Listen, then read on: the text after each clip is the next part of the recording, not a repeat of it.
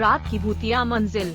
कहानी की शुरुआत एक छोटे से गांव से होती है, जहां एक बड़ा पुराना मकान खड़ा है। इस मकान को रात की भूतिया मंजिल के नाम से जाना जाता है, क्योंकि इसे रात के समय कई अजीब गरीब चीजें घटित होती हैं। गांव के लोग इस मकान से दूर रहते थे, क्योंकि वे मानते थे कि वहां भूत प्रेत रहते हैं। लेकिन एक रात कुछ युवकों ने दिल लगाकर इस मकान को खोलने का फैसला किया।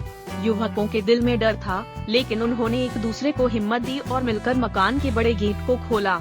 मकान के अंदर की स्थिति देखकर उनका होश उड़ गया। मकान के अंदर अजीब गरीब ध्वनियाँ सुनाई दी और वहाँ कुछ अनजाने चिन्ह दिखाई दिए। उन्होंने धीरे धीरे मकान की खोज शुरू की और पुराने समय के अनजान रहस्यों को खोजने लगे। एक कमरे में उन्होंने एक पुरानी पुस्तक मिली, जिसमें रहस्यमयी मंत्रों की चित्रण थी। उन्होंने मंत्रों का जाप शुरू किया, जिससे मकान के भूतिया राज उजागर होने लगे। मकान के हर कोने में डरावने दृश्य उजागर होने लगे और युवकों को डर का सामना करना पड़ा।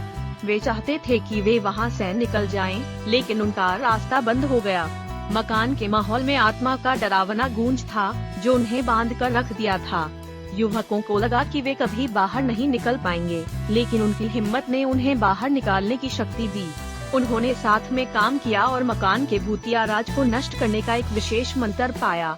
उन्होंने उस मंत्र का जाप किया और धीरे धीरे भूतिया मकान की भयंकरता कम होती गई। अंत में उन्होंने मकान की चरम सीमा तक पहुंचकर भूतिया राज को नष्ट कर दिया।